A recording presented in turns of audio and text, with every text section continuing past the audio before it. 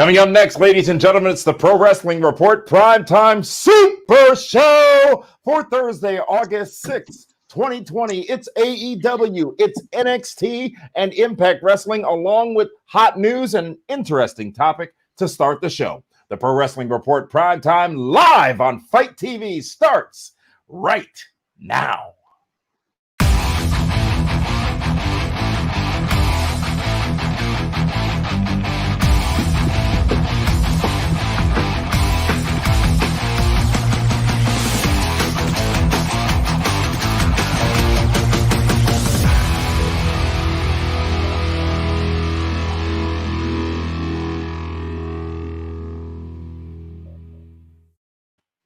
Welcome, ladies and gentlemen, to the Pro Wrestling Report Primetime Live, Thursday, August 6th, 2020. Timmy and Nelson coming here from the home studios of the Pro Wrestling Report. I tell you, this might be the best episode of the Super Show since we started the Super Show a few weeks back, because it is finally the night where the discussion will be clear, the discussion will be crisp, and he may be gone, but I will channel Bill O'Reilly as I say tonight. We are going to do the Primetime Super Show in the no spin zone. Why?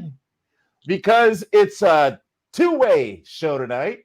Just me, Damian Nelson, and the man who makes this show super, the one, the very only, Hurricane Helms. Shane, how the hell are you here on a Thursday night?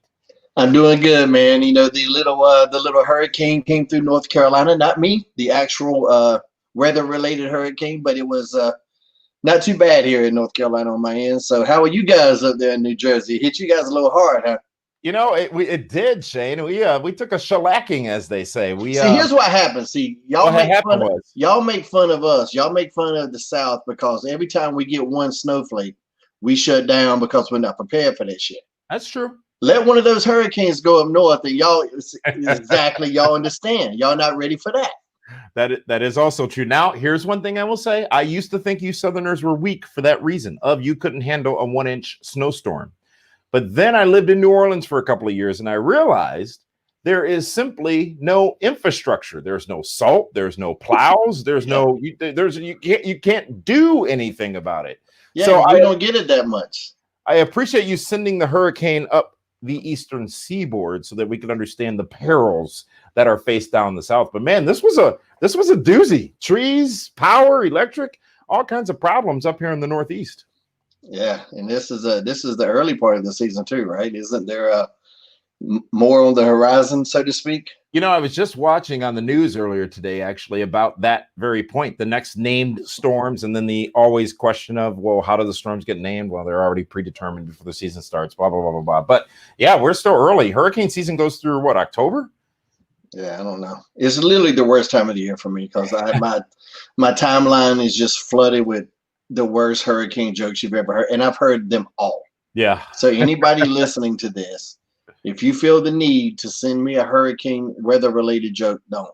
I've heard them all 18,000 times a piece. I'm good with that. Well, folks, we talked about how this show will be super, why it is always super. We are live on Fight TV, but we're also live across our social media channels on Facebook Live, YouTube Live, and also Twitter via Periscope. We are taking your comments live. So on any of those platforms, simply comment on what we are discussing or questions, comments, or even concerns that you may have. And we will not only show them on air, but we very may well also address them. And Shane, as I was talking about earlier, of course, you're the star of the show. I'm the co-star. But we've got this hanger-oner who has been with us for the last few weeks. Yeah. And is a person I have not been able to shake for almost over a decade. And I'm so happy that you did what you did, that voodoo that you do, whatever it was, to get rid of David Hero this week. Was that a salt and pepper reference? No, Ebony and Ivory. Really? Okay. Because there's a salt and pepper that, you know, the voodoo that you do. Salt and pepper has that in a... You're talking salt in pepper. Yeah. I thought you meant like the shaker salt and pepper. I'm sorry. Spinderella cut it up one time. At least. Hey, were you there? Were you there at WrestleMania 11? I don't remember. In Hartford? I was not. That was WrestleMania 11. No. one of the worst WrestleManias of all time, and Salt and Pepper performed there. Remember they did What a Man? Now that you mention it, yes, I would. I don't think I've kept that. I don't think I've stored that in the memory banks. But that was when I watch it back. We talked about Lawrence Taylor actually and Bam Bam last week on this program. That was that was the main event. When I watch it back, it's not as bad as when you watch Chucky again as an adult. I'm not Chucky, but Howard the Duck again as an adult. But it was painful for the first 5 years after it happened and the night it happened as well. I don't know why. The matches weren't horrible. It wasn't bad. It was just. See, for me, Howard the Duck got better. Oh, sweet baby. How possibly could it have gotten better? That is. It's been a while. It's been a while though, and there may have been an edible involved. So. I tried to watch it either last year or the year before. I'm like, oh, Howard the Duck. I haven't seen that in forever. One of my favorite movies of all time. 5 minutes in, when he takes the duck condom out of his wallet, I had to stop watching. Did you see him when he appeared in the Guardians of the Galaxy? I think it's Guardians of the Galaxy, or I believe so. Not. Yeah. He makes a cameo because he's part of the Marvel universe. Howard the Duck is. No, he is. Is he really? Yeah. And so he makes a cameo in one of the. Remind me at some point, and I'll dig it up. I'm sure I can find it for you. But that is fascinating. That was a Spielberg movie. And did you see Endgame? I did. Howard the Duck is in Endgame. What you talking about, Willis? Very when they all teleport in at the end, it's a freeze frame. He's in there. You have to be looking for it, but it's an Easter egg. But he's in there with guns ablazing when they all come in at the end to pick on Thanos. Howard the frickin' Duck. Yes, that is tremendous. Well, Shane, we're going to get to AEW, NXT, and Impact Wrestling as we do here on the Super Show on Fight TV on Thursday nights live. But before we do that, you and one Lance Storm were very active on Twitter today. And you coming to the defense and the aid, rather, of Lance Storm, who made a comment about intergender wrestling. So, Shane, I'll let you frame it up, and then perhaps, since you have a forum by which you have more than 280 characters, whatever it may be, we can enlighten the world more as to the points that were being made. Yeah, well, I had to come to his aid. It's Citizen Storm, my former tag team partner in the Hurry League. But Lance, Lance was referencing the recent speaking out movement and all that stuff. And Lance's idea is to just eliminate intergender wrestling, period, because those matches and those type of scenarios kind of seem where some of this speaking out and, inappropriate stuff had been happening. That was Lance's take. Now, Lance was, for me, when I'm sitting there reading this, I know Lance, and I know Lance has a great heart, and Lance is just concerned about, females being taken advantage of. That's where Lance was coming from. So I tweeted out. All my tweet said was that, Lance is just speaking out from a place of concern. He makes a statement on intergender wrestling, and he gets criticized. So I never said whether I agreed or disagreed with him. My point was that this is a man in the business, been in the business for decades, phenomenal reputation. He's just speaking out, and he's getting attacked. And that's just how wrestling Twitter is, it seems. If you don't agree with 100% of what a person says, like, they must be wrong. And that was me just making an observation on it. Now, when it comes to intergender wrestling, for me personally, I don't have a problem with it. I think it has its place. It's not something I want to see all the time. I don't want to see cage matches all the time. I don't want to see ladder matches all the time. But I think it has an entertaining place. I've had a lot of entertaining intergender matches. One of my favorite WrestleMania moments. And one of my most notable WrestleMania moments was Molly Holly hitting me in the back of the head with that frying pan. Now, was that a yeah. No, yeah. You see, was it a match per se? No, but it was an interaction. It was an intergender interaction.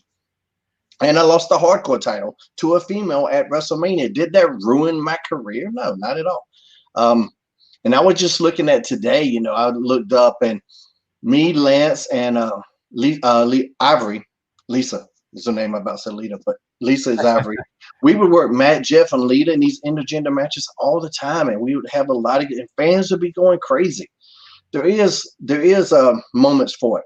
Yeah. But from my standpoint, I was just like, the fact that he's just getting so attacked, and then you would see Then some females would chime in with, "Oh, the mansplaining thing." Like, honestly, if you use that term, to me, you're just being douchey. That's just a douchey term anyway. Oh, okay. Like if I'm a man, and so I tweeted to somebody, say, "Oh, so if you're a female and you go to the doctor and it's a man, you just got to leave the hospital?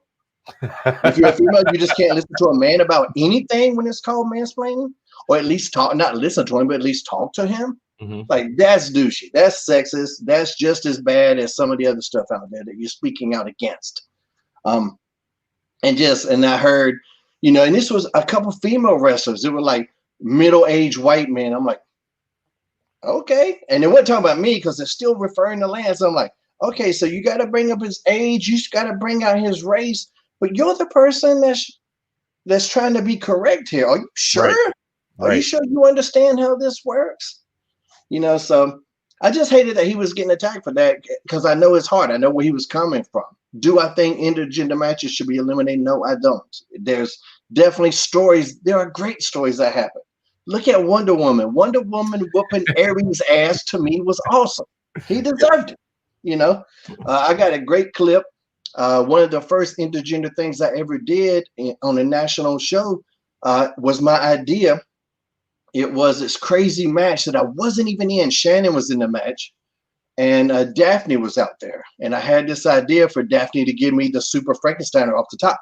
My idea to put over a female. It works. It helped her. I don't feel like it hurt me. It didn't ruin my career whatsoever. Yeah. Things can be done. Anything can be done if it's done right.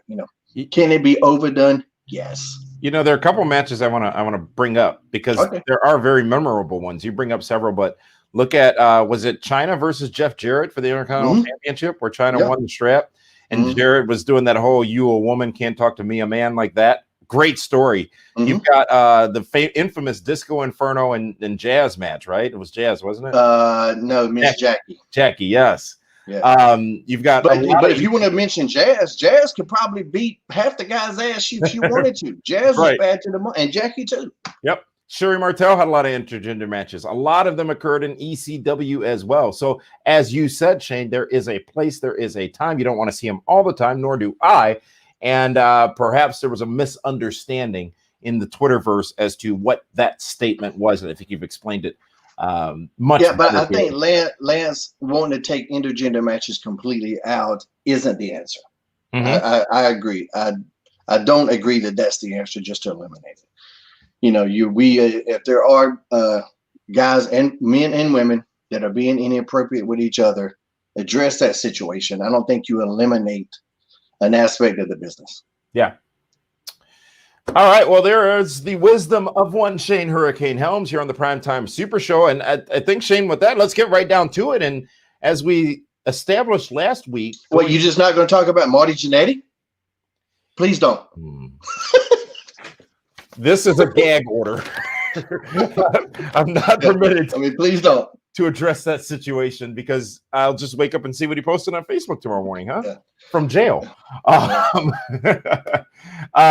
We start with the show that the fans determined was the more popular show based on what they watched. And last night, between AEW and NXT, it was AEW by a long shot. 901,000 viewers tuning into AEW, a big increase over their 773,000 the previous week. And NXT, far behind, though increased itself over its prior week as well, 753,000 to 707,000 last week. But you know what, Shane, let me ask you about that. We've heard David's opinion on the ratings several times, but now let's break it down a little further. Going into Dynamite last night, we knew there was going to be the debate between Orange Cassidy and Chris Jericho with a special mystery moderator. We knew what else? I think we knew Darby Allin and Moxley were going to be going one-on-one. So they had some big name matches lined up and announced. Over on NXT, I think that they had also made some pre-match announcements or pre-episode announcements of what to expect. Is the true benefit to all this not necessarily what happens at the end of Wednesday night on the ratings when we find out on Thursday, but the fact that we are now getting more advanced planning, notification, and follow-through on what the shows are actually going to be on Wednesday nights, and even Raw and SmackDown to a degree as of late? Yeah, I think AEW is doing a little bit better job of letting us know what's going to happen next week and building up to it. You know, it can't all just be Twitter announcements. Right. You know, it can't all just be social media announcements because, you know, yeah, I'm sitting at home on this shit all day because I'm bored out of my mind. But a lot of people aren't. You know, you can't just rely on that. You know, and I just think AEW, and for me too, and I was thinking about this just today as I was reviewing the shows. Just the darker, gritty atmosphere of NXT. Like right now, maybe it's the doom and gloom of the world. I don't know. But I want something a little bit more brighter. I want something a little bit more exciting. And a lot of NXT is a little bit more serious, and that's not bad. It's a little bit more serious, but it's so much darker. It's darker shot. You know, there's no baby face that, man, makes me happy. Mm-hmm. You know, there's no Rock and Roll Express. There's no Boogeyman, Jimmy Valiant. You know, there's no baby face that I really want to get behind, that I got to see this guy like Orange Cassidy. I want to see him. Yeah. I want to see this guy, that the young bucks and all the old timers can criticize him all they want. And listen, I have a ton of criticism about their selling. Not their bumping, but their selling. But man, they're exciting. And I'm excited to see them every time. You know, there's not that many baby faces on NXT that excite me. And I'm talking about, man, I want some fireworks.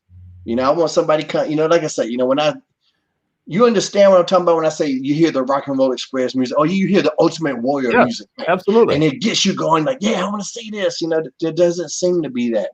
It's just dark, it's grim. And I don't know. I look forward to AEW, and it is newer, it is fresher. That plays a part into it. But I just look forward to AEW a little bit more. You know, I got to say this, Shane, to that point. You don't got to say it, Damien, but you can. I will say this to that point. When I've tuned into AEW, you're exactly right. The Orange Cassidys, the Sammy Guevaras, the Darby Allens, the Codys, the Britt Bakers. I want to see what they're going to do this week. MJF, I want to see what they're going to do this week. Mm-hmm. However, when I watch NXT, it's like, oh, okay, here comes Adam Cole. Cool, great. Oh, okay, here comes Finn Balor. Cool, great. But I wasn't tuning in anticipation of what they were going to do that week. So your point is incredibly valid that AEW is doing a much better job of it. But one thing I do want to question, though, is Vince McMahon, your former boss, said recently on their company earnings call that when challenged or asked about the ratings maintaining themselves for AEW and NXT to a degree versus Raw and SmackDown, that people are tuning into AEW because it's quote unquote new. Mm-hmm. It's much more than that, isn't it? They're building, and the freshness does play a factor, but they're building. They have stories that are not only new, but they're building the audience to expect continuity in those stories and progression of those stories from week to week, which is seemingly wrestling television 101. Yeah, it's newer. He's not wrong there, but it's also they're doing a better job in a lot of different areas. So he's not incorrect in what he said, but there's more to it. Yeah, there's a lot more. As there typically is, right? Mm-hmm. Well, let's get to the shows and let's talk about the opening to AEW Dynamite. It was a 12-man tag team match. I don't know the last time I remember seeing a 12-man tag team match. Mm-hmm. That's a battle royal, isn't it? Basically. You know, I know in I think it was SmackDown or Raw or whatever one time, we had like, I feel like it was a 16-man, something like that, 16 or 18. Like you couldn't even hardly see the ring. Like the people in the audience, they're all just watching the Titantron or they're breaking their necks trying to see. And I remember that. The reason I remember that so much is because I was looking at all the crazy characters backstage, and we got Vikings over here, and these people, whatever, all these different kind of insane characters, and I'm like, I feel totally comfortable right now. This is where I'm at home. Like if I got to go to a parent teachers association meeting or some shit like that, I'm jittery. I'm like, oh God, I got to get out of here. In all of these normal life situations, my anxiety goes through the roof. Yeah. But I'm backstage with a bunch of maniacs, and I'm okay. That's my home.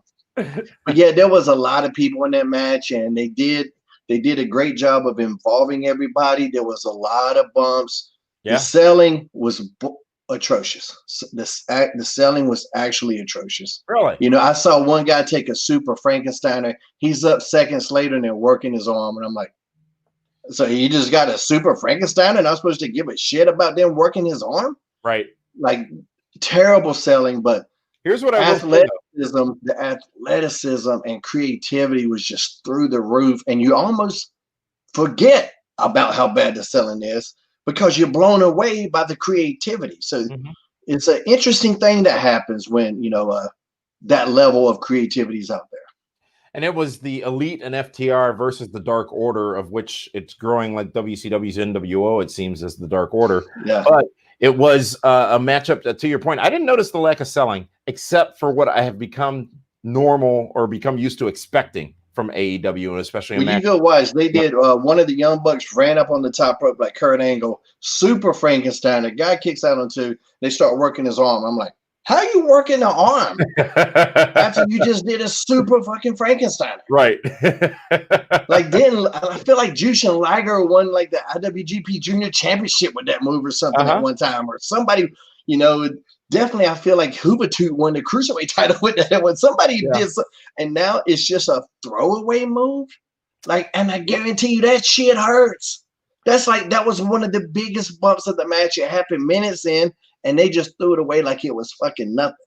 That's the insanity behind it. Which makes it mean nothing if someone else uses it in another match later. Yeah. And to that point, I did think there was a good thing in this matchup. Overall, they did a great job storytelling, progressing stories with FTR, the Elite, Dark Order did a tremendous job there. But what they also did much better this week than they have in past weeks is there wasn't as much waiting for it. Right. Good. That was a good call. It was it was fluid. The selling may not have been there, but it was very fluid. A few too many super kicks by the Young Bucks, as always. But that's the gimmick now. Yeah, that's the gimmick. That Shawn Michaels made a career out of that move. I mean, he made a career out of being a tremendous wrestler, but that used to be a match-ending move. Yeah, they've just their gimmick is defying the traditional rules, and I don't mean rules of the match. I just mean traditional psychological rules. That's their deal. That's their deal now, and it works for them.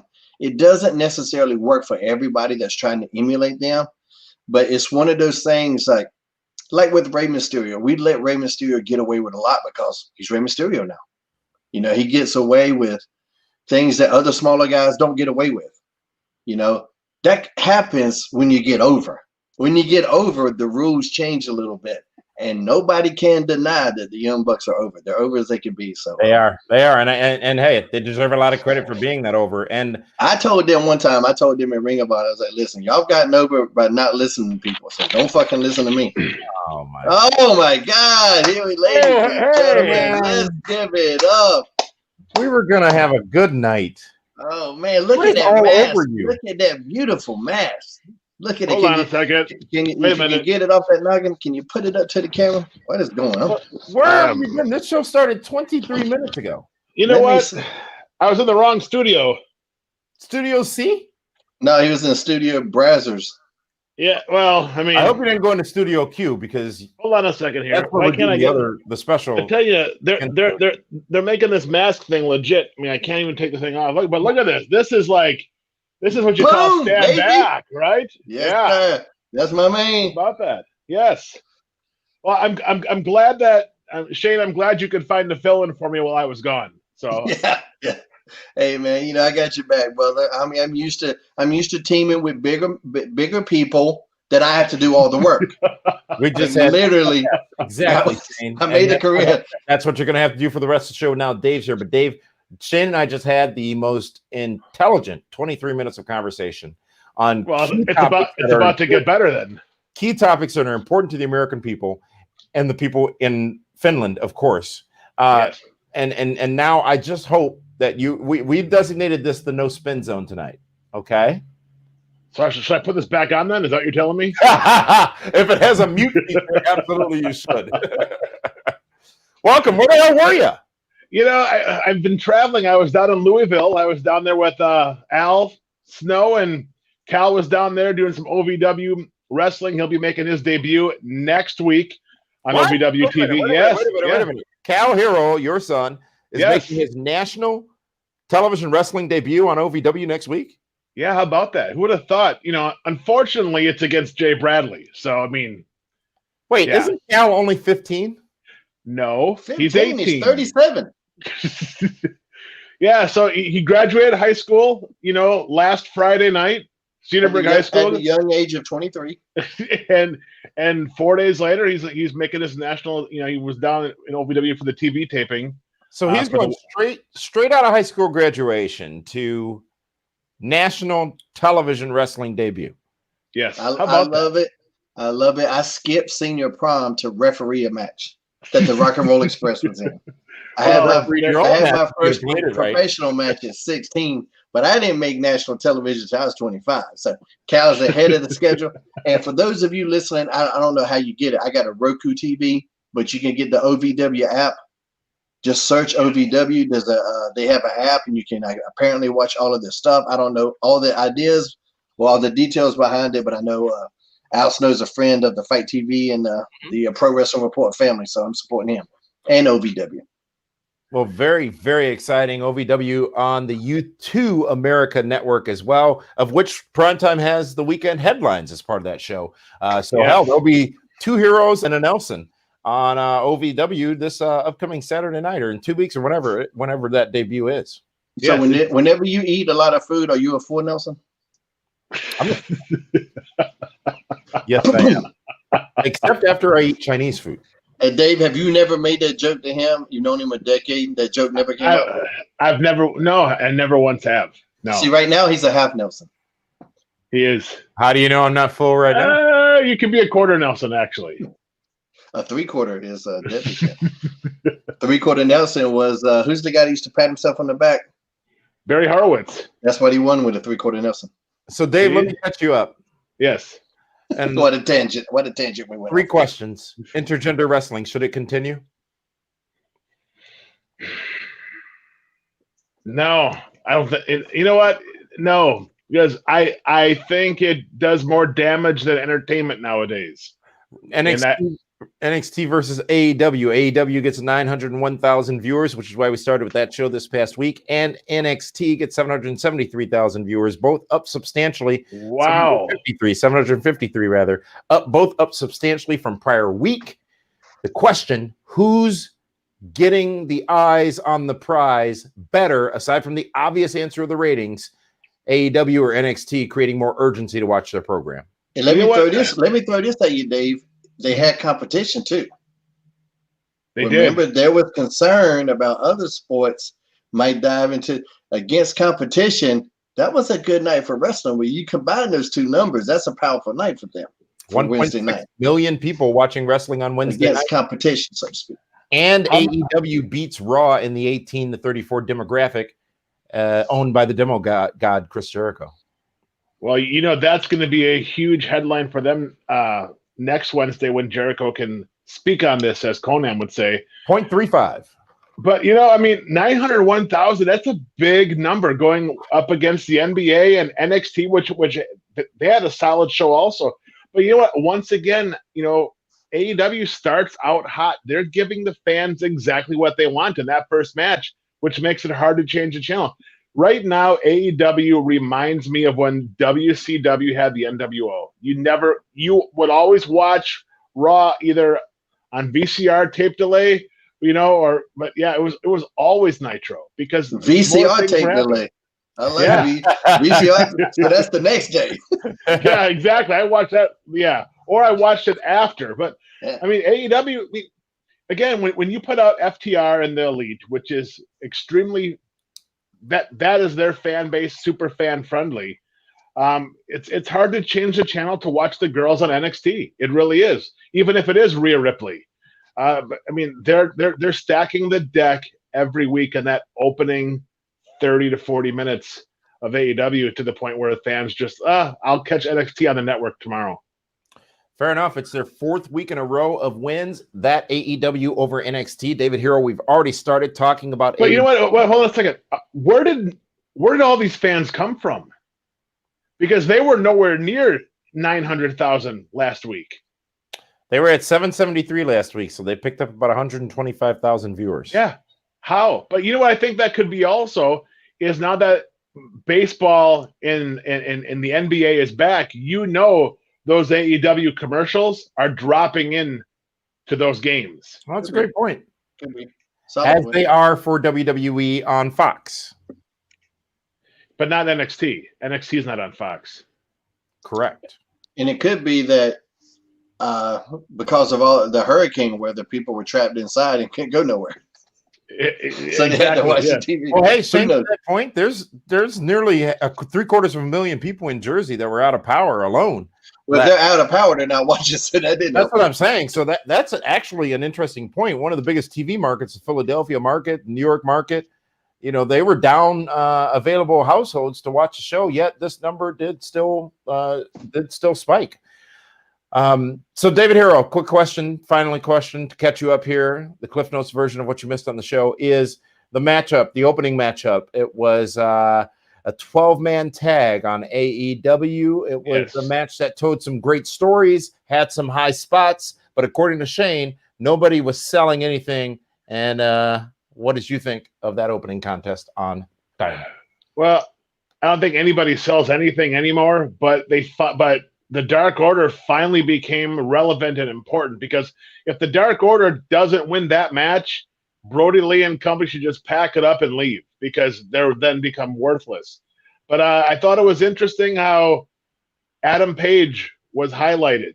And Adam Page was highlighted with FTR, not his elite pals. So there's a big storm brewing with the elite, because Adam Page, he was awesome.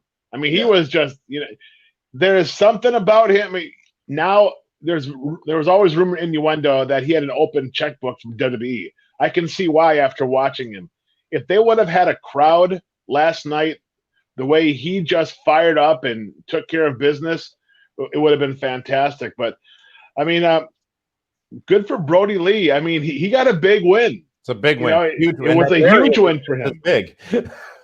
Yeah, Adam Page. I can't say enough about Adam Page. I mean, that comeback was just fire. It's charisma, it's intensity. He's got the it factor. I mean, this was a guy I was thinking about making my Omega champion 5 years ago. It's a guy that had it back then. So and he's only going to get better.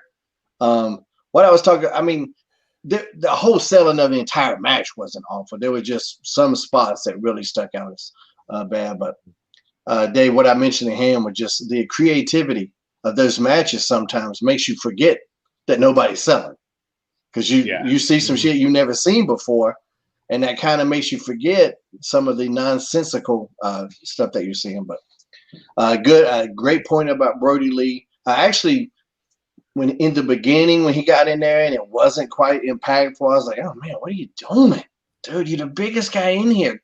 Just kick somebody's ass and tag out. So him getting a win I thought was great. And I thought it was really needed. Yeah, if they didn't win, the Dark Order for me is still missing something big. You're the Dark Order and there's nothing dark about you. There's no order. I don't know what the hell is going on here. It's a gimmick that doesn't make sense because it doesn't translate to their work. If you're the Dark Order, I don't know what this is. There's nothing creepy about them at all. Nothing.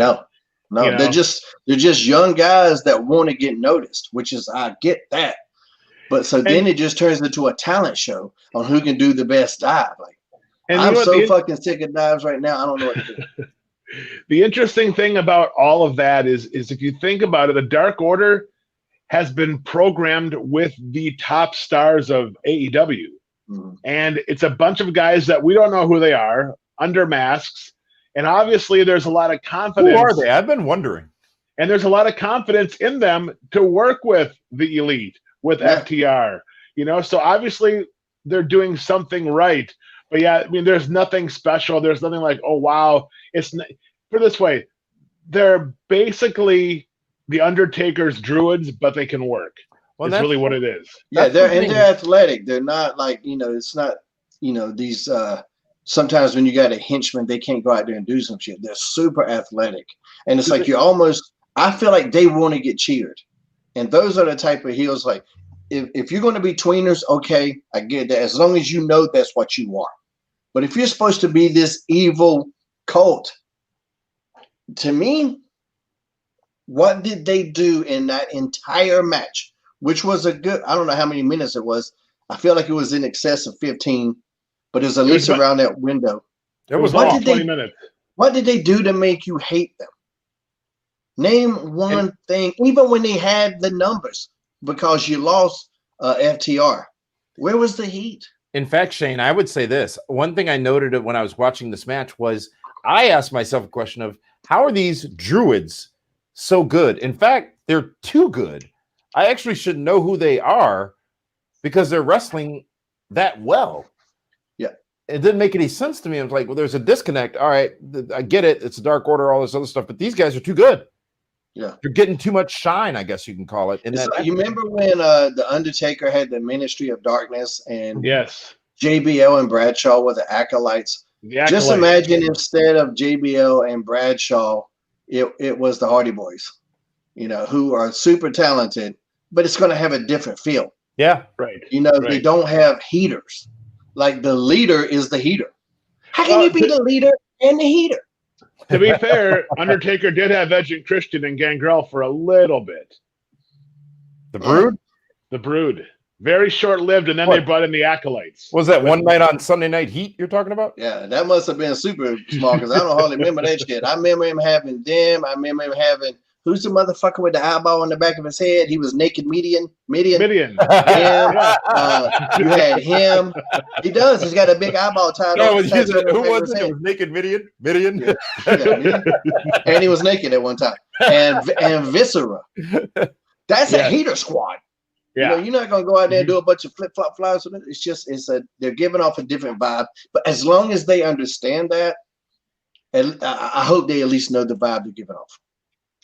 Well, let's move on because we're already 40 minutes deep into the show here. I want to make sure we get everything. We're talking about one match. Good job. Hold on. Whoa. I've only been here for 20, so I don't know what you're all rushing for. It feels like 3 hours already since you've joined David Hero. But the next match, Best Friends getting a win over Santana and Ortiz. Santana and Ortiz showing again how good they are, but let's not discount how great the Best Friends are as well. David Hero, why don't you kick us off with your thoughts on this match? You know what? You didn't realize that Santana and Ortiz had a 3-match winning streak going on because they've basically been the comedic foils for Chris Jericho lately. But I mean, those 4 guys went out there and they had a great match. It was physical. They did a lot of you can tell they're building to something way more than that, and it showed when Mom's Minivan got involved. That's what I think they're building to. They got to buy mom a new minivan, which or that's going to be, or that will be in their next line of toys. They might have that as a playset or something. Who knows? But why wouldn't they? Yeah, exactly. But I mean, you know what? I got nervous when Ortiz and Santana lost because that's like, man, I go, the inner circle needs this. They need them to kick it into that next gear because right now the only one that was showing any fire besides Jericho. I'm sorry, Santana and Ortiz haven't shown any real fire at all lately, but they definitely got back on the right track with the minivan spot last night. How about you, Shane? I was surprised. It seems like every company Tony Schiavone ends up in, there ends up being some kind of mom-involved storyline that is borderline ridiculous. But this one, actually, they're playing very well, I think. Yeah, I think that's entertaining. I thought this was a good match. I found it interesting that they followed the 12-man tag match with a regular tag match, but I like that because the main event of the match is a one-on-one. So what better way to make you really want just a one-on-one match than overload the match with these multi-man matches to make that main event stand out a little bit more. This was a good tag match. I like both tag teams a lot. I can see both of these tag teams with the championships, with the tag team championships, and that says a lot. So it didn't bother me who won or who lost. This was a good match.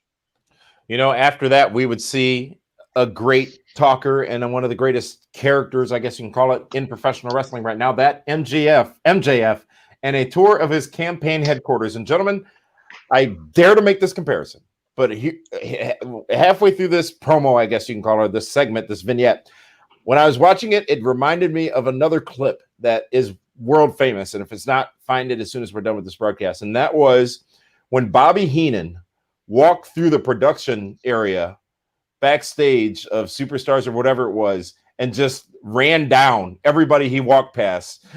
Who dressed you this morning? The state, all that other stuff. Just it wasn't as comedic what MJF was doing, but it was as entertaining. And I just can't get over how perfect the story is. Him campaigning to be the AEW champion, playing on politics, obviously, and how greatly executed it has been by MJF. Your thoughts, Shane? Yeah, I mean, I think he's doing a great job.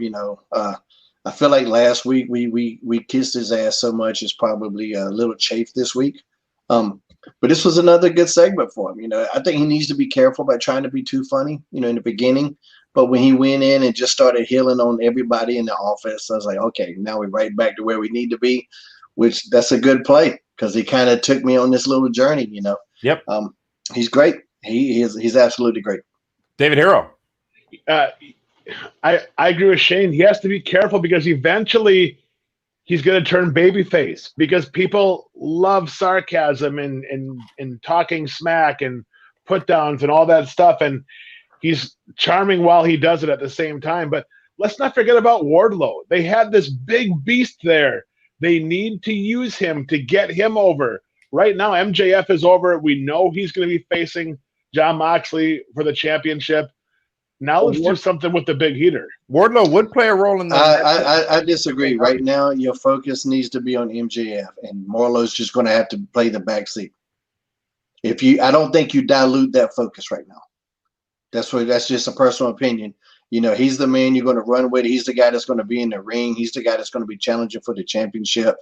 Warlord will have his time, but right now it's the MJF show.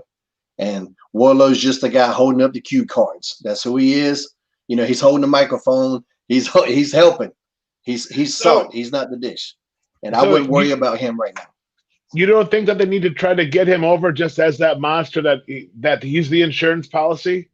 I mean, they've done that a little bit in the past. I don't think you have to worry about it every segment. There's some segments he just needs to sit back and be there. Just there. Right? Yep, there he is. See? Hey, I was letting y'all talk, and then David, you hit a wall. No. I just think I'm not saying every week he has to go out there and do something, but just remind us that he's there because he is so big and he's such a beast. Like maybe one of the staffers snaps back and Wardlow's just right there to remind him, hey, knock it off. You know what I mean? Just putting people in check on occasion. That's what I was looking at. I get that, and I think if MJF becomes the champion, that's when you start doing that. Right now, I keep 100% of that focus on MJF. Do you put the title on MJF right now? Is he the guy you run with come September? I wouldn't be opposed to it. I think he's in the conversation. I think his mic work is some of the best in the game right now. That's hard to find. He's a legit heel. That's might be the rarest commodity in the business, to be a legit heel, to be somebody that wants to get booed, to be somebody that doesn't go on social media and go, hey, here's a picture of my kitten. I want you to cheer me on this avenue, but hate me over here. He's committed to who he is. And so, yeah, he's in that conversation. And I would not be opposed to whatsoever with him carrying the AEW banner. Let's move on to what happened next, and that would be the attack. Well, the promo first by Matthew Hardy, who really gave a heartfelt speech, I thought, talking about how on air what he's doing and off air what he's doing. But that was interrupted by Sammy Guevara, and a pretty intense, real-feeling brawl by the two of them would ensue. Sammy getting the best of Matt, splitting him open pretty tough, wide open, lots of blood after throwing a chair at his head. The intensity was amazing between these two. Shane, what do you say? Yeah, I mean, the promo was fine. Nothing really new there, but it was a good, solid promo for sure. Matt's gotten so much better than what used to be considered his weakness. Definitely not a weakness anymore when he's on the microphone. So good stuff there. I thought the physicality was good. The chair thing, that was a little reckless, a little unprofessional. And Matt ended up getting 13 stitches, concussion for sure. So, well, Shane, explain how was it reckless? because he threw a chair at his face. So, okay, no, obviously, sorry about the dumb question, but was that not part of the plan, if you will? I mean, I'm sure that there was, talk about it, without me going into specifics because I wasn't there. I'm sure there might have been talk about using a chair, but to grab it and just throw it with reckless abandon like that, throw it flat. You got to throw it flat. So, that was just with no regard. It looked like it was just rushing whatever was supposed to happen. And here's the thing too, because we all have to take it into consideration. I see it a little bit more than an outsider would. But when you don't have live events and house shows, and this isn't a reference to this chair spot specifically, but in reference to matches, when you have live events and house shows, that's when you work out your timing issues. That's when you get in that groove, and you start to feel good in the ring and your confidence just builds. If you're just working once a week or maybe once every few weeks and it's on live TV, that's why you're having some of these timing issues that we see. That's when you're going to have botches and you're going to have things that doesn't seem as fluid as they would back in the day. Keep in mind, like we would do house show loops 3 or 4 days in a row before we got the TV. By the time we got the TV, I mean, some of us might be beat up depending on what happened to the house shows, but a lot of times you're loose, you're ready to go, you're in that zone. It's hard to get in that zone when you're working once a week or once every 2 weeks. It's hard to get there. This isn't easy what we do. It's easy to do, but it's hard to be good at it, is what I should say. And it's just reckless. That was just a reckless spot. He threw it right at the dude's head. 13 stitches. I don't want to go home with 13 stitches. I want to go home with no stitch. Yeah. All I had to know was when I saw Rebby tweet last night, I knew something was upside down. If Sammy's around and Rebby's in the room, if I was him, I would leave or I would get a bodyguard because Rebby has revenge in her mind. There's no question. She will whoop that ass. Yes. But good heated segment overall. Green, red does make green. It makes for it. And Matt's a heavy-handed worker. I was his friend. And some of those knuckle sandwiches, I didn't appreciate them. So there should be a receipt coming. I don't think it needs to be anything unprofessional, but if Sammy gets a lump, but keep in mind, Sammy's taking an ass whooping over the last couple of weeks too. Yes, He's got ran over by golf carts and golf. Here's what I did. Here's one thing that was weird about the spot. They tried to get the heat with the table spot, but he does this really cool ass flip. Mm-hmm. Like, oh man, like I wish there could have been something else, something a little bit more dastardly, because you do this super impressive flip. I'm like, wow, that was really cool. Well, when I say that's really cool, that takes away the heat. It's kind of hard to get more dastardly than that, swinging chair shot. But it was last night with Sammy, with the exception of earlier in the night with Jericho. It was one of the very few times we've seen him act like a villain, not be charming, not be funny, not be that guy, but to be a guy that is trying to hurt somebody. Yeah. And that was good. I like that, but I wish he could have figured out the physics. I wish he would have known how bad that chair shot was and ended it on that. Because if we just saw that chair shot, boom, and you see Matt rolling down and you see all of that blood, if it ends on that, that would have been just him doing this super cool dive. Took me out of the moment of I'm supposed to dislike this guy. And to David's point, that was. Have you guys ever watched the gymnastics in the Olympics and see somebody do 97 flips and go, man, I hate that? You ever watch like diving when they do 18 dives and they go point? Man, I just hate that. Yeah.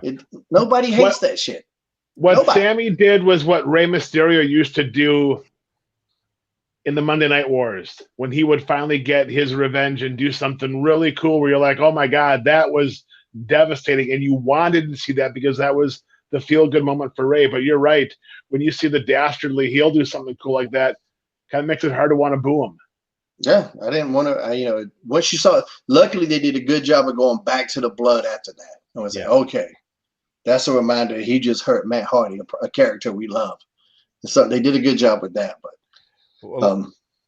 Let's move on, gentlemen. Next, we saw Matt Cardona and his in-ring debut team with the TNT champion Cody to go up against more of the Dark Order. Of course, they would get the win. This was focused on Cardona's debut, in-ring debut in AEW. But afterwards, some dark rollover, if you will, as Scorpio Sky makes clear that he's next in line for a chance at that TNT championship. David, what do you think?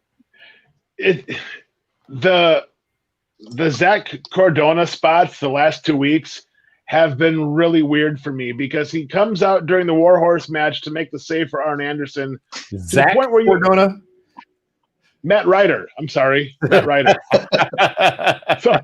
And it just, so then he steals Warhorse's, steam or spot last week. So then this week he comes out and he's tagging with his buddy, Cody. Cody takes the heat, takes the big ass whooping. He takes the Road Dogg spot for the Billy Gunn tag where Matt Ryder comes in and cleans house and does all of his really cool stuff. And then you have Scorpio Sky coming out and kind of now stealing his moment where it would have been, hey, he's here, Matt Cardona's here, this is, whatever. But now it's immediately rushed and transitioned over to Scorpio Sky. I don't think I'm going to call Matt Ryder now because I've screwed myself up by saying that too many times. Good job.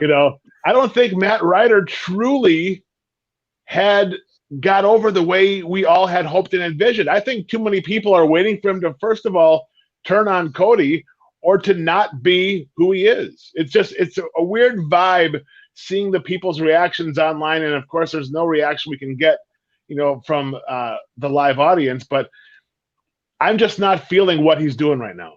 Interesting. Shane, how about you?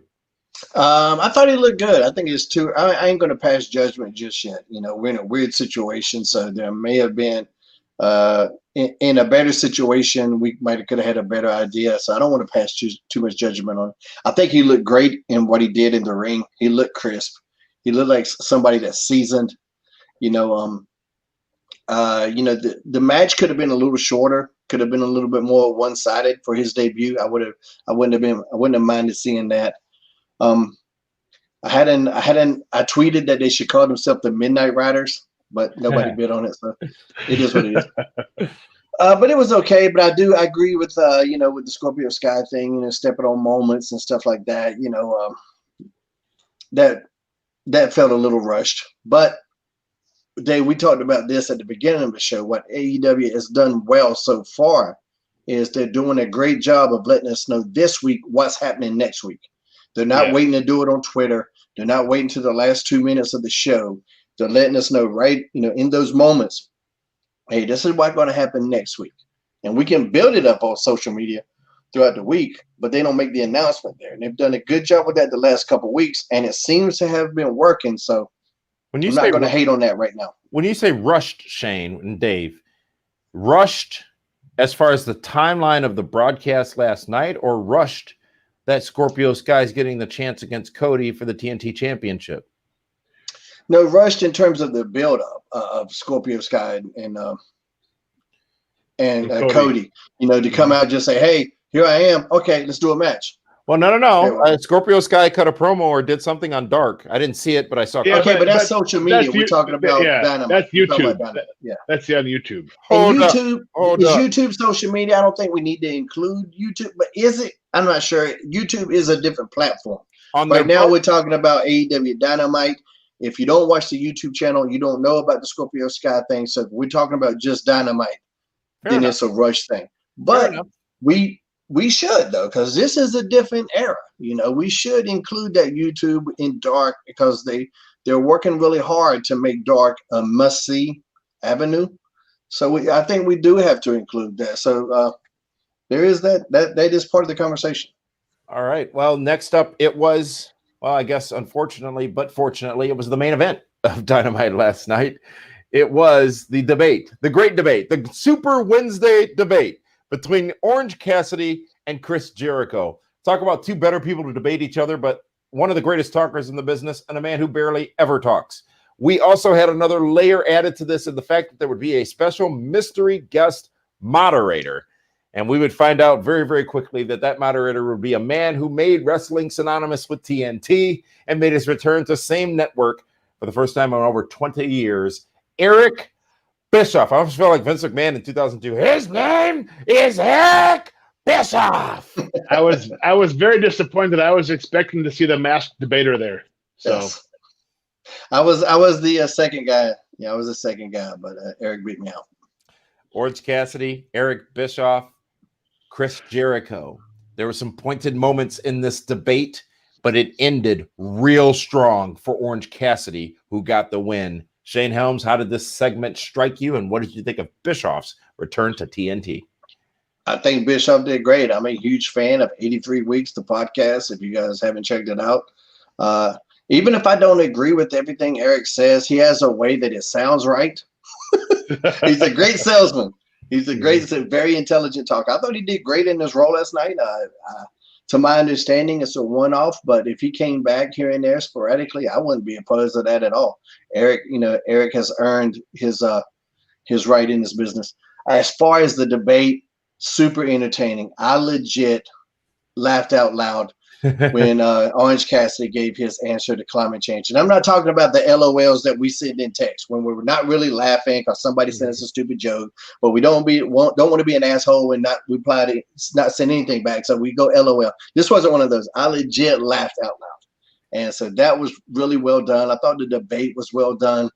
The physicality from Hager, that might have been one of his best moments in AEW. He looked badass. He threw one of those punches that looked like it knocked Orange Cassidy's ass slam out. Doing the weekend. We've been saying that a lot lately, Shane. Yeah, we've been saying that about Hager a lot lately. He looked great in that look. I wish they could have figured it. I don't think Jake needed to be out there the whole time because Orange Cassidy just kind of seeing Hager run right over there, getting him.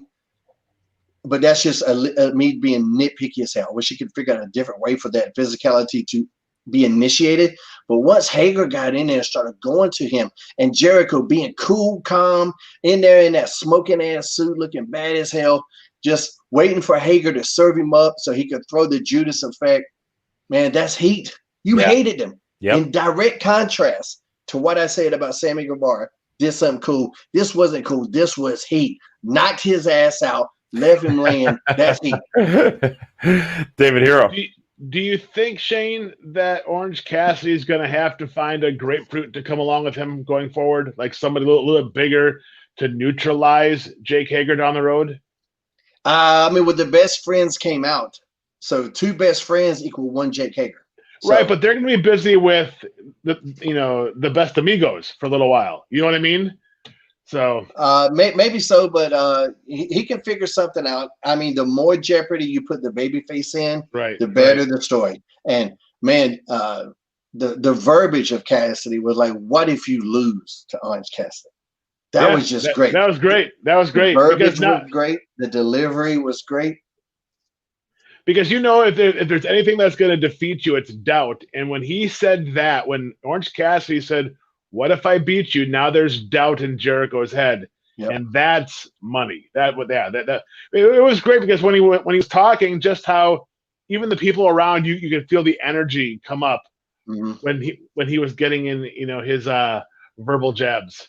Yeah, Jericho did a great job of putting Cassidy over at the same time, still being a heel, throwing those jabs, but acknowledging how popular he is and all of that cool stuff, and then Orange Cassidy, too, acknowledging how successful and iconic Jericho is. That's what a promo does. If you're not promoting something, it's not a promo. They're promoting the match. They're putting each other over. The verbiage was great. The delivery was great. It served a purpose. It advanced the storyline, and we got heat. I don't know what else you could ask. Yeah, and if you're going through the channels and you're all of a sudden you stop because you recognize Chris Jericho, you're like, well, what is he doing here? And then this guy you've never seen before says, yeah, well, what if the guy that just puts his hands in the pockets beats you? Well, now you're like, well, what is he talking about? So, I mean, I would be shocked if next week's main event with Jericho and Orange Cassidy isn't their highest rated segment, in the last 6 or 7 months. Yeah, that was the segment of the week for me of all shows, all including Impact and NXT. That was the segment. And who would have thought the guy that doesn't talk would be in that spot with that guy and have that reaction? I did. I still love the fact that I was at an airport. And who was that? Who? Oh, Damien's back. I thought he teleported. Did I tell you? So for Starcast, when I did Starcast a couple years ago, when I landed, whoever was, I got a message from my limo driver, said, "Hey, do you mind if whatever Orange Cassidy rides with you?" And I go, "No, I don't care." And I didn't know who he was, but the guy who is Orange Cassidy, I worked with him at a different show, but I didn't know that same guy was Orange Cassidy. So I saw him at the baggage claim, and he's coming over to talk to me because he knows Hurricane, but I don't know who Orange Cassidy is. And I'm just sitting there going, "Yeah, I'm waiting for this Orange Cassidy guy." He goes, "Yeah, that's me." I go, "Oh, okay." If he only would have been a little bit more condescending, "Yeah, I got to share this car with some idiot named Orange Cassidy." That would have been fantastic. I love the fact I have a stupid story with almost everybody. I'm Forrest Gump in this business. It was a great segment, great debate. The question is, will they be able to deliver in this matchup next week, or is this one of those situations where that match actually shouldn't happen because Jericho could easily weasel his way out of it, and maybe we push this all the way through to All Out in September. We'll see what happens next week. Next matchup, I want to get your quick thoughts on before we take our timeout. Swole gets the win over Rebel. Rebel put in the match by Britt Baker, unbeknownst to her, earlier in the evening. Dave, what did you think of this matchup? I love Reba. I think she's fantastic. But yeah, this could have been on Dark. It would have been fine. How about you, Shane? I thought it was fine. I think it served its purpose. Get Big Swole a win on their biggest show. Give her a little bit of promotion, a little bit of pat. So, and it furthered the storyline with Britt Baker. Anytime we get Britt Baker, I mean, they can't do but so many segments of her just talking and actually not being out there at ringside and stuff. So, I thought it served its purpose. It was short and sweet. If it would have went 15 minutes, I agree with Dave. But short and sweet, I thought it was okay. And it was time for the main event. The Moxley, the champion, Jon Moxley, the champion, going up against Darby Allin. The two teamed last week, but this week they would be in a one-on-one contest for supremacy in AEW. No surprise that in the matchup, size played a significant role. Darby was all over the place, and Jon Moxley was playing the heavy hitter game. But no surprise as well that we saw MJF get involved, and that was deeply intriguing to me because what was he trying to do? Did he care who won? Was he trying to screw Moxley to face Darby Allin instead? Who knew? It was a good match, a good wrestling match, and a good story told, and solid progression to, of course, the matchup that MJF is lobbying for, that in he versus Moxley for the championship. Shane, what did you think of the final segment and main event of Dynamite? I thought it was a good match. I think Darby Allin showed out. He's a guy that it's weird. When we talk about Adam Cole, it always comes up how small he is. Darby Allin, I never think about it. Interesting. It's weird how you don't really think about it. He's small. Explain this. He's physical. He's violent. Adam Cole is too. Not as violent as he never got in a skateboard and put thumbtacks on the back of it and beat the shit out of somebody.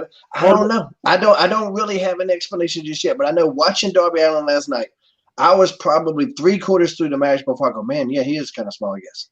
It never registered in the beginning. And Moxley is a big boy. Moxley's deceptively big. Yeah. The only knock on the match is they kind of were outside so long that there was how is this a no count out match? Like, what's happening there? That's a little creative laziness. But other than that, they did some really good stuff. I thought there was some beautiful selling by both guys. When Darby Allin does a dive, he's not doing a dive to say, hey, guys, I can do a dive. Even though me and other people can do one, I can do one too. He does a dive to sacrifice his body to hurt his opponent. That's what a dive does. He's beautiful. His selling is beautiful when he does that. There were points in this match where I'm like, okay, Darby Allin might win this. That's what you want. Yes, absolutely. When MJF came in and got involved, my mind started going, oh, okay, what if they put it on Darby Allin? Now where could we go? I love that feeling. I love not knowing who's going to win. And then they did a good swerve. Moxley got back over. He hit his DDT finish, and Darby kicked out. I was like, oh, shit. Okay. So there was a couple good moments there. So that was a super main event. So I was really happy with it. Another teeny tiny thing when Wardlow came down, I wish there would have been a little bit more creative on how to distract the ref, because that was really 80s bullshit. Him just kind of sitting on the apron having this conversation with the referee who doesn't hear all this shit happening behind him. I feel like creatively there was a little bit laziness there, but still overall that was a fantastic main event. In conversation for the match of the week. David Hero, match of the week. I loved how MJF was teasing the fact that he wanted the 125-pound emo kid to win. He should have a better chance of beating him. So when he got involved, you were like, "Oh, well, this might actually happen," because Jon Moxley, he's been a good champion, but I don't think they've gotten the value out of him because of the situation that we're all living in right now. But I mean, that false finish was fantastic. That made you think, "Hey, something could be happening here." Who knows? Maybe they just do a real quick switch. It was very close. So close. And in fact, I think the ref did make contact for 3. That's how close it was. See, the thing about the emo kid, Dave, that's what got my mind going, because then I go, oh, what if Darby wins? And then MJF, he thinks he can beat Darby Allin, but he can't. We could continue that storyline. Like, literally, there was a moment where I was just, oh, shit, the match is still going on. I had to go back because I just went off into the end. That was a beautiful moment. Isn't that great, though? Sorry to cut you off here, but isn't that great? That's what I want. Yeah. I don't want to be able to predict every match. No, you know what? For a match that nobody understood why it was happening, why the number 5 contender was getting this title match and not 2, 3, or 4, they did a great job of having a great match. And when you throw in the MJF and the little comments and that hot false finish, it's like, yeah, that was really, really well done. It was the main event, AEW Dynamite. Your takeaway, your final assessment, your final grade. Shane, what would you give the show last night from AEW? I give it an L because I loved it. David Hero? C is for cookie. That's good enough for me. What about you, Dave? I'll give it an A, because they had it where you didn't want to change a channel, and when that happens, you win. And obviously it shows when over 900,000 people kept watching the same show. That they did, and that is this week's AEW Dynamite report, review, news, and views. We are going to still continue this broadcast and talk about Impact Wrestling and NXT as well. But first, I want to share a word with you more about AEW and more about our great partner in Fight TV. The wait is over. All Elite Wrestling is now available on AEW Plus. This is your chance to watch AEW Dynamite, commercial-free and live every Wednesday night. Exclusively on the Fight Digital Sports Television platform. AEW Plus is available in over 100 countries outside the U.S., Canada, Germany, and France. AEW Plus can be viewed on your smart TV, mobile device, Apple TV, Roku, Amazon Fire, or at Fight.tv.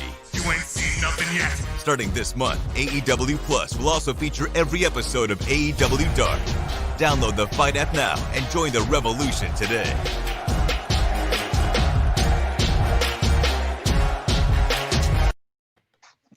Welcome back, fans, to the Pro Wrestling Report Primetime Super Show. We're in the home stretch here. 2 more shows to talk about. Before we get to that, I want to thank our partners at Fight TV. So much available. I think they're doing a K-pop concert as well sometime here over the course of this weekend. Really diversifying their portfolio given this pandemic. And let's not forget, on Fight TV is talking Shop-A-Mania, one of the greatest pay-per-views that I've ever seen in a long, long time. I mean, that was fantastic. I haven't finished it yet, but Dave, you did indicate you wanted to talk about this show, and I'm going to leave it now to you and Shane to talk about the efforts of Carl Anderson and Luke Gallows in their Talking Shop-A-Mania, which you called it Boner Mania, which was only 1 match, Dave, by the way. No. I didn't call it Boner Mania. I said it was I said it was a boner yard match, is what I said. Okay, fair enough. The main event was called Boneyard match. Yeah, there is no way with having the Nature Boy Paul Lee on the show would I consider that a boner mania. Okay? I'm going to let you guys briefly for about 2-3 minutes here talk about the return of Teddy Long to wrestling pay-per-view. Let's talk about Teddy Long. Let's talk about Chavo Guerrero. Let's talk about, the Nature Boy Paul Lee who showed up in his custom trans. I mean, everything about it was just fun and entertaining, and talking about guys not looking at the hard cams, and Gallows and Anderson legit making fun of themselves for bad decisions. It was a lot of fun to watch. Yeah, it reminded me of, if you want to put it in cinematic terms, it reminded me of Not Another Teen Movie or a scary movie, or you want to go back in the day, Top Secret, Airplane. This was a bit of slapstick, tongue-in-cheek, kind of making Naked Gun.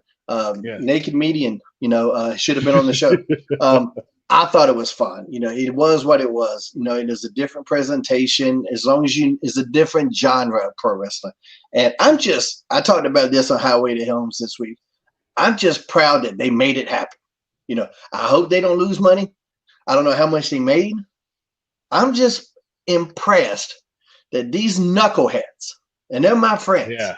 They're my great friends, but they're fucking knuckleheads. And they made this pay-per-view happen. And I was so interested that in the midst of a pandemic, and I got kids, I'm unemployed, but I'm still going to give them my money because I need to see this crazy shit. And I can't tell you when Freight Train, I think it was when Freight Train came out, somebody came out, and they said it's the guy from the Green Mile. Yes. I fucking lost it. That didn't feel right. Dude, let me explain to you two things. I love the Green Mile. I love the books. And I met Michael Clark Duncan. He knew who I was, asked to take a picture with me, and did my hurricane pose. Oh, I get it. I love that dude. I get it. Green. See? Anyway, I popped huge. There were so many funny things. Absolutely ridiculous, but at the same time, if there's a Talking Shop-Mania 2, I'm on board.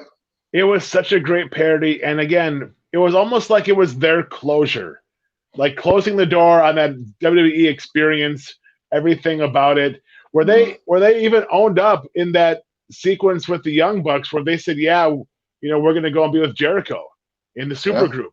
Like that stuff is like has never really truly been talked about before, right? And there it was.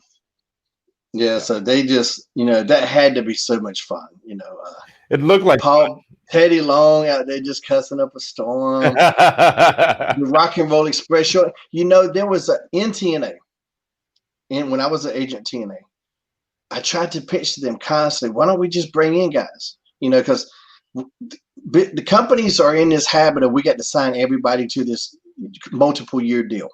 And I had talks with Dixie, with John Gabort, with other people that were the higher ups. I'm like, we don't have to do that.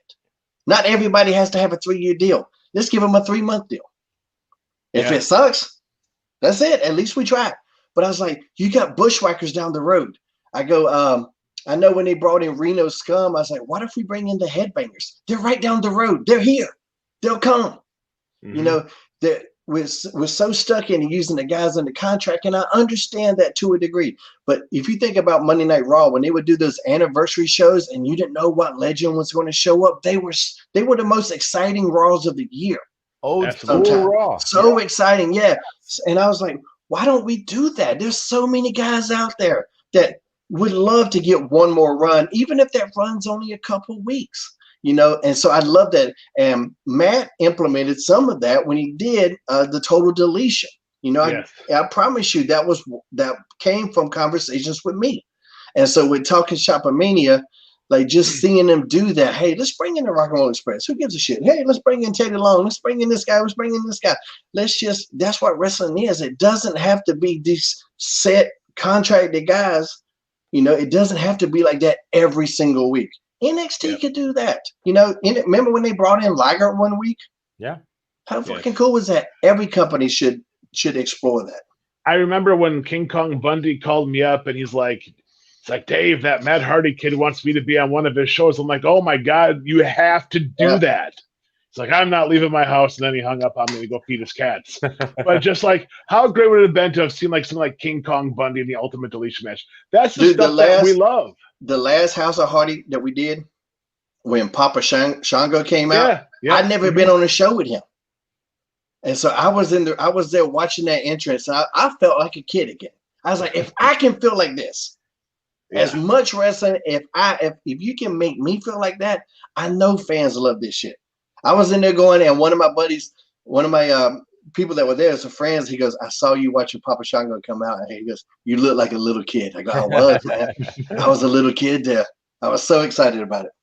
We got to move on, guys. Unfortunately, Fight TV, the broadcast partner or the broadcast outlet for Talkin' Shop-A-Mania, I believe still available on demand to watch it on this same very network that you're watching the Pro Wrestling Report Primetime Super Show on.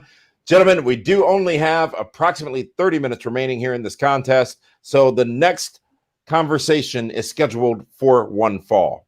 And we're going to talk about Impact Wrestling, which again this week opened with a championship matchup. It was Moose getting a win over Heath. A good opener. Well done again. Heath gets a championship opportunity, but comes up short on Impact Wrestling Tuesday night. Shane, what'd you think? I love this match. Could have been a little shorter, but that being said, Moose looks fantabulous. Moose is in the best shape of his life. He looks like a star. This is a guy who goes out of the way on his gear. He cares about how he's presented. I thought Heath looked great, and I thought it was a good match for Heath's first thing, But I agree with Moose retaining and stuff like that. I'm impressed more and more with Moose every time I see him. David Hero, how about you? Yeah, you know what? Moose looked like a champ. Heath Slater looks like he is reinvigorated, and I blame that match on referee Daniel Spencer. How weak is he that bump knocked him out for 17 and a half minutes? They can do better. But yeah, I mean, Heath Slater and Moose opening match again makes it hard for you to want to change the channel after that. Yep. They did a good job, good matchup. But after that, Heath Slater may have come up short, but after that, EC3 would make clear his intentions to go after Moose. What a promo. Pre-recorded, who cares? It's still great. Great story being told. He's going to burn the championship, Dave. The legacy, rather, of the championship. EC3 is trying to go back and erase all of his previous sins or whatever he did in the past, because that no longer means anything to him. Talk about comeback player of the year. It's EC3, because you believe the stuff he's saying. I said this last week. I've said it before. He's a different version of EC3. It's like he is the old grizzled vet EC3, but motivated and not just grumpy. Yeah, he looks like somebody who served time. He was he was a frat boy. He stole some cars as a joke. Had to serve a couple months, maybe a year or so, in hard time, and came out. That's kind of what happened. But yeah, he's great. He's doing good. I'm looking forward to this program with EC3 and Moose. It was time then for, we had an interview with the Motor City Machine Guns, Alex Shelley. Great job on the microphone. Quickly there. We haven't seen Alex Shelley get much time to talk in his time in wrestling. Chris Sabin, when they did talk, would usually do most of the talking. A good amount of talent there. In fact, I don't know that we've talked enough about the Motor City Machine Guns, formerly one of my favorite tag teams in wrestling. It's good to see them back at Emergence in 3 weeks. They get a championship opportunity. Is that something that was framed well, in your opinion, Dave Hero? Absolutely. I mean, I thought that the Machine Guns had a great verbal spat back and forth with the North. And, the Machine Guns, they're the legacy of TNA, because they're one of the originals. And now they're no longer the kids. And there's a lot more respect that comes along with them, with the things that they say and what they do, because they're I hate to say it, they're the old guard right now. Yeah. But, I mean, they're great addition, but bringing the Machine Guns back for Impact Wrestling. How about you, Shane? Yeah. I mean, they're a classic tag team in TNA history. They would make any tag team division better just by walking in the door. But I love how great the North has been. But because TNA had a period where they weren't really talked about, not enough people know how good the North are. They are a really good team. and the mic work by both guys, Ethan Page in particular last night, Tuesday night, was really good. So I'm looking forward to seeing these guys go at it. I wouldn't mind them seeing them trade the tag team titles back and forth. Let's get an old school tag team feud going, rock and roll against Midnights and see how well we can roll with this thing. Wow. I think people expect rock and roll in the Midnight Express, man almighty. Yeah. I think people expect the Good Brothers to take over. So I like the fact that the Good Brothers are, kind of being involved with Ace Austin and his big heater, kind of tie them up a little bit and let the North and the Machine Guns go at each other for a while. Next up, we would see Eddie Edwards get a win over Sammy Callahan to retain the championship. There you go, Dave. Right, to get a win and retain the championship. Let's be fair. Eddie Edwards had the benefit of having the beatdown of Sammy Callahan by RVD earlier. True. Even though Katie Forbes was trying to fan him back, to give him some more air, but just wasn't working the way I think that they had hoped. But Sammy Callahan goes out there and gets beat down by RVD, and then goes out there and takes 2 Boston knee parties from Eddie Edwards. You got to believe that Sammy Callahan is going to be coming back firing on all cylinders with RVD in his sights. Absolutely. Yeah, I love that shot of RVD when Sammy Callahan was doing his entrance, and you see the silhouette of RVD there. That was a beautiful shot from a camera standpoint, a cinematography standpoint. I love RVD getting the heat. I think Katie Forbes needs to understand that was a heat segment. We're trying to get heat there, and this needs to be an attack. When she's shaking her ass, it was almost comical, and it took me out of the moment there. Not every segment has to be about you. Don't try to steal every segment, especially when you're a member of a team, when you're a member of a group, sometimes you got to take turns. That needed to be, especially she's angry, but now she's out here trying to be funny. She was angry last week, throwing a tantrum, but here she's trying to be funny. I think she should have took a step back a little bit, let RVD do his shit. Maybe went over there. I mean, she could have slapped him with something at the end to be a part of it. I'm not saying don't be a part of it, but she made it funny, and it was a distraction, and it took away the heat from me there. It took away from heat from me big time, especially because if you're sitting there shaking your shaker like that, as a hetero man, I'm looking at that, and then I completely forgot about this other human being I'm supposed to feel sorry for him. Then I completely forgot it. How can I feel sorry about somebody that I forget exists? So I feel like somebody just needs to that needs to be an agent, writer, production, somebody, maybe Rob. I don't know if Rob is going to do it, but somebody needs to explain psychology to her for that particular point. She can get that in at any time. It wasn't needed in that moment. And she does. So yeah, you're absolutely right. Yes, she does. So we know she can twerk. We know we got that part figured out. You don't need to do it every single segment, and it wasn't needed right there. And it actually was. It took away from that segment. So the next match was a tag team match. TJP and Ba defeating Raju and Bay. Some good tag team action. Shane, what did you think? Great tag team action, followed by and TJP, both very skilled workers. So I guess they're building to something with TJP and Chris Bay, perhaps in terms of an X Division match. I don't like beating the X Division champ so soon after he won it. That kind of feels like 50-50 booking. But they need to build to him and TJP. I'm assuming, so I guess that's why they did that. David? Yeah, I agree. I was shocked that TJP got the victory over Chris Bay. I was like, oof, so quick, so soon. You just gave him the title a few weeks ago, and he had a certain swagger about him, and now he's not winning in a tag team match. The only thing they could do, Dave, and I don't know if they're going to do this, but if next week, if he was like, hey, I tapped out because this tag match don't mean nothing to me. I can't be getting hurt in no tag match. If they do something like that, which is exactly what I would do if I was a heel on a promo, hey, I was fine. I could have got out of that, but I ain't risking getting hurt in no tag team match when I'm the X Division champion. I hope they do that, because then it makes all the sense in the world as to why they did that.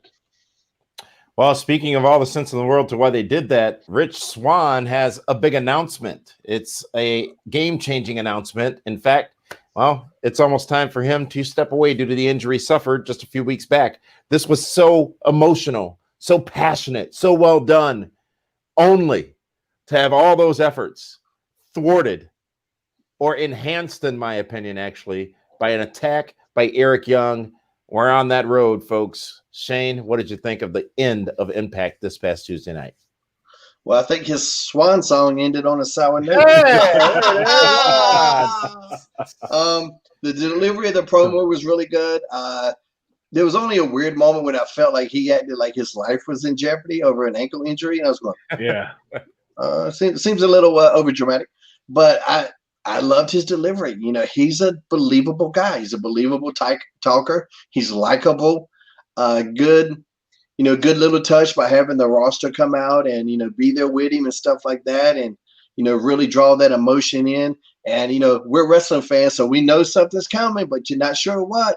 And here comes, I thought the way Eric Young came out, and I loved what they did too. They stayed at the ring to let him do the final walk alone up the ramp. Yes. I thought that was a beautiful touch from a creative. Stay with it. Make it soak in. Let it be believed. I was like, I said, if I ever retired, that would actually be a cool way to do it. Because a lot of times the roster comes out on the stage and, they'll shoot and then, whatever. But they were out in the ring with him and he walked back up alone. I was like, wow, that's actually really poetic in a sense. And then here come Eric Young, the damn foil it and beat the shit out of him real quick. And then drill the shit out of him, hit him with that crutch and that ankle. And then he's keeping his eye. He's keeping his eye on the baby faces there, whack him, and he takes off. And that was super well done. If you look at the guys that have been released, EC3, Eric Young, Heath Slater, you can even say Matt Ryder right now. They just seem like they got this huge chip on their shoulder. And they're waiting now to show everybody how WWE slept on them for 3 years and did nothing with them. Because right now, all those guys are in main spots on their new shows. Mm-hmm. You're right. I think you're 100% correct. Is it also too a little bit of, and I don't mean this negatively, but is it a little bit of humble pie? The fact that they did leave for greener pastures and did ultimately have to go back to what the company that no, not at all. Because here's why. Everybody knows it wasn't their fault. If they went up there, if they struck out, that's one thing. If they went and they had shitty matches and all of that stuff, that's one thing. But this wasn't that case in none of these guys. And if it wasn't for this pandemic, they would still be there. And let's be fair. If they left Impact, I don't want to be fair, Dave. If they left Impact like most of those guys did, it's not because they were offered a multi-million-dollar deal to stay. It's because their checks weren't showing up. That's also true. Good point. Yeah, and Eric Young, when he left, had done everything conceivably possible. Yeah. You know what I'm saying? What's he going to do? Win the title again? You need to go try other things. Even if it wasn't WWE, even if he went to Ring of Honor or wherever, I don't know, New Japan or something. Super Eric in New Japan. It's 2020. Anything could happen, Yes. So, he just, he was a guy that needed to try to go somewhere else. All right. Now he's back home. Well, speaking of back home, a lot of people have been commenting on your tremendous shirt, Shane, that you're wearing today. And Dave, looks like you've got a little bit of a blue streak going on. Well, I do. I think there's a way that our viewers and listeners can bring those shirts home with them. Dave, tell us a little bit about it. Yes, you need to go to collarandelbowbrand.com. Use promo code PWR 360. Use that promo code to get to save some money. Again, more shirts have been added to the website. There's a whole bunch of Stand Back Hurricane Helms shirts. This here is the Blue Meanie, the Collar and LBWO. Hop over there, collarandelbowbrand.com, promo code PWR360. And Shane, who are you wearing tonight? I know who you're wearing, but what? Yeah, Collar and Elbow brand. This shirt is an homage to the Freebirds, Bad Street, Collar and Elbow. So, Collar and Elbow brand. Dave just gave you the information. That's all you need to know. Wow. I love how Shane is always color coordinating. You like that shit, don't you? Your shoes match too? Well, they're black, so yeah. Time to move on and talk about NXT. from this past Wednesday night, just last night. And please don't give us heat for talking about NXT an hour and 29 minutes into the show. We established last week, Dave, you weren't here at the beginning, so maybe you missed this part.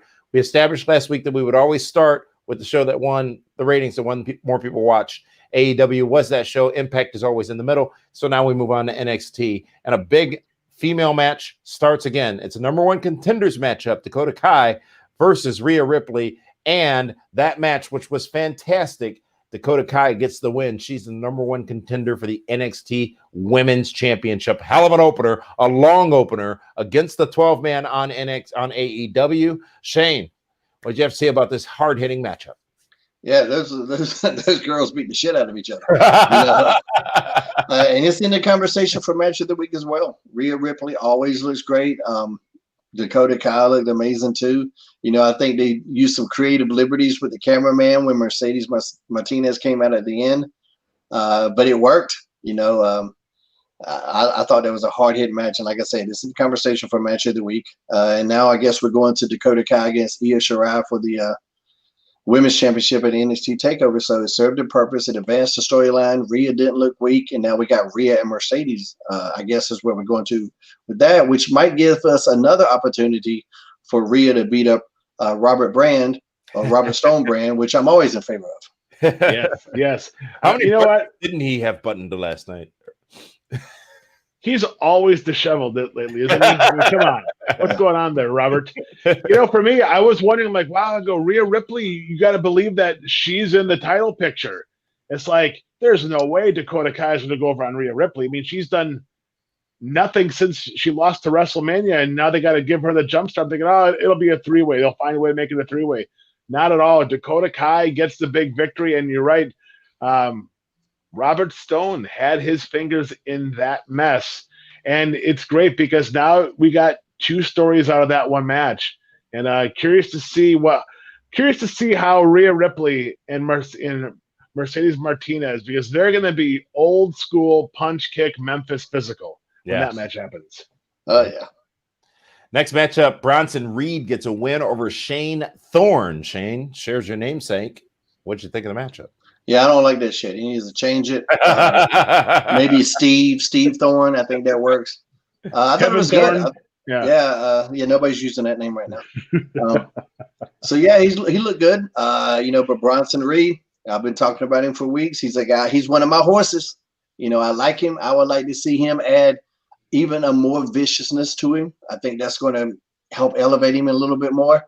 But good stuff. Bronson Reed looked great. David Hero? Yeah, Bronson Reed, I mean, at the rate he's going, you got to believe he's one of the favorites to win the North American Championship in that ladder match. It's going to have to be an industrial-sized ladder, but, I mean, the guy, he's hitting on all cylinders, and he can talk, and he's believable, and it looks like he's killing people. Well, I mean, let's keep it fictitious, I guess you could say. Folks, the next matchup, it was a North American Championship qualifier. Damian Priest getting the win over Oni. Is it Oni? Sure. Oni Larkin and Ridge Holland. Great matchup. I mean, real good triple threat. We've seen a lot of this action in NXT as of late, but Damian Priest gets the win, David Hero. Yeah, I mean, just imagine if Dexter Lumis wouldn't be hurt. You'd have Dexter Lumis, Damian Priest, and Bronson Reed as the guys in this match. Talk about three characters, not three super athletic flippy guys, but like three legit fighters. So it's too bad that Dexter Lumis won't be in the match. But, Damian Priest, he just keeps hanging around. And obviously they have big plans for him because he's always in the hunt for something, no pun intended, being the Archer. But yeah, I mean, I thought he was the right call to win that match. How about you, Shane? Yeah, I think he's the guy that's constantly improving. Last night I took note of his facials. His facials were really good.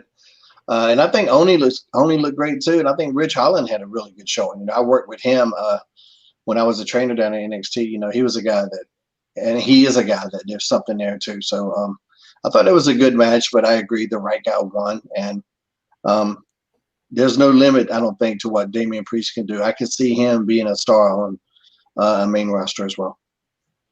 Next matchup was an newly aggressive as of last week, Keith Lee taking on. God, let me look at who did he wrestle? Cameron Grimes. Oh, I'm sorry. One more time. Cameron Grimes. Keith Lee gets a win by a pinfall over Cameron Grimes. Come on, you can say it, Damien. Which way do I turn, right or left? I don't care. Cameron Grimes. Good job. Keith Lee gets the win. Thank God Keith Lee's getting some fire and he's pissed and now he's angry and finally the beast is slowly wakened and Cameron Grimes was the right opponent because that guy he reminds me of like X-Pac or even CM Punk when CM Punk had his Straight Edge Society could lose every week but always get his heat back always. And Cameron Grimes is so good that even though he lost, you're not going to remember that because of everything else that he did during that match and just the way he conducts business. But I'm glad to see Keith Lee's finally found that other gear and not just – I don't want to call him like Smart Hulk because that's how he's been acting, but he's starting to, show a little bit of a sense of urgency knowing that Killer Cross is coming. Did you say Smart Hulk? Yeah. What does that mean? From Endgame when he was the Smart Hulk. Professor Hulk. Was Howard the Duck in the Avengers, Dave? Quiet Shane. Well, he was in the movie, yes. That's what I meant in game. I'm sorry. I gotta Shane, you gotta bring evidence next week. Not that I don't believe you, but I missed it. I just watched whoa, pump the brakes. First of all, he was in a post-credit scene, but then when all of them came back in the end, he was there. He came through one of the Dave wins this week. How in hell do I miss that? I think I sent it to Dave though, right? Yes. Yep. Exactly. Howard the frickin' Duck. Yeah, I agree. I think I would still like to see Keith Lee get a little bit more angrier though. I would like to see more smashing, because he's angry, but he still plods, still slow. Because right now, if that match happens, tonight, Killer Cross runs through Keith Lee. Mm-hmm. Because we haven't seen that side of Keith Lee that he can fight back someone as vicious as a Killer Cross. Yeah. So I just want him to see. I want him to see him get faster, angrier, stop taking his time. Because there's a thing that a lot of big guys do when they plod, and like sometimes it seems like time is standing still. It's like, will you please do something? Mm-hmm. Yeah. Please do something. But it's in him. So I'm interested in that storyline as well. So a lot of parking lot shenanigans and a near kidnapping between Legado de Fantasma and they did kidnap him and Breezango. Yes, they did. Escobar getting a bit of revenge there. This has been great. And how about Breezango really in a pretty impressive storyline in NXT right now? But I think they played it smart because they paid attention to social media yesterday. So they did a kidnapping, but then they read about Marty Jannetty's post, so they said we better bring him back. So this is just getting crazy. And, you know what's weird about that Marty Jannetty post? Everything, every single fucking word. Yeah. Besides everything, but I've talked to some of his former tag team partners, and they've heard that story before, and they thought he was kidding. And now for him to put it out there, it's Marty. So it's like, how can we be surprised that he would not do something like that? Did he delete it? Is it still there? Oh no, he deleted it. But in the world of screenshots. Yeah, and then he did an interview about it, and it got worse. Today? Today, yeah. And if his version of events is true, then he was being victimized as well. So it's a dark story if it's true. Well, just my problem is I have a hard time believing, just on the sake of him saying it, the words of Marty Jannetty. And Marty's always been nice to me. I don't dislike him whatsoever. Yeah, but he's half-ass insane. I didn't realize just how much more Dark Side of the Ring had for season 3. Oh, there might be Marty might get multiple episodes. Could be a two-parter season finale or season opener. He'll get a whole season. He could get a whole season. And it's a shame because Marty was a super talented guy. And just because he was the partner of one of the greatest of all times, he doesn't get the credit he deserved because he's constantly compared to one of the best that's ever did it. Yeah. It's there are a lot of good scientists out there, but if you constantly compare to Albert Einstein, you're not going to be viewed as much. I get that. And he's done a lot of damage to himself. He hasn't done himself any favors in terms of his public persona. And to be fair to Marty, if he doesn't make I was being fair to Marty. What about but Damian wasn't. He wasn't being fair to Marty. If Marty keeps his head on straight, he might be in that same conversation with Shawn Michaels. Oh, if he kept it on back in the day, possibly. Yeah.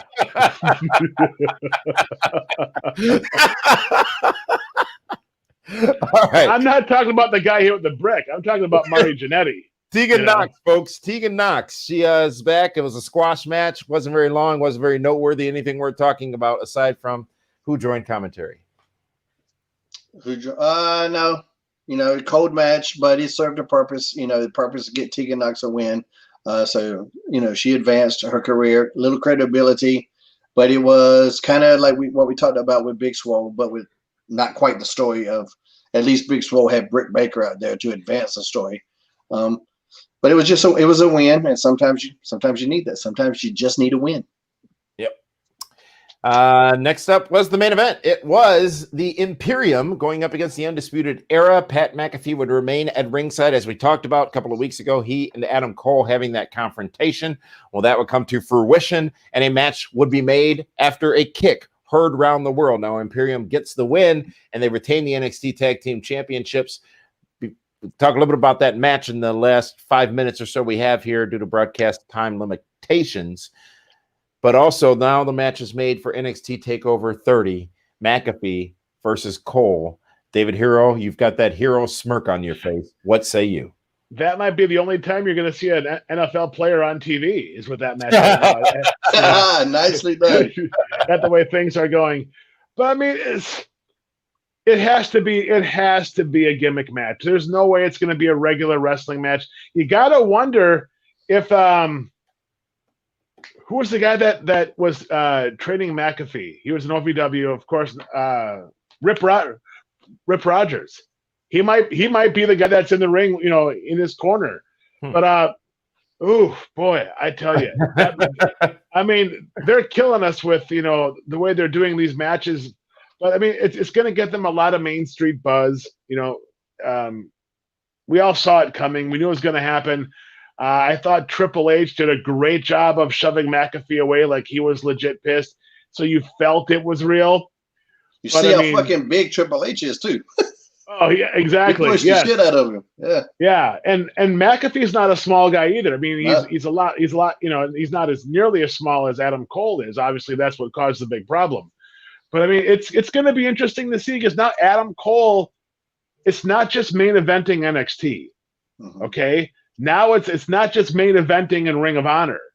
Now you're going to be on a huge stage because now it's like the NFL. It's a whole different world where he's going to be on this stage to show everybody what he can do and talk about a litmus test to see if he's ready for Raw or SmackDown.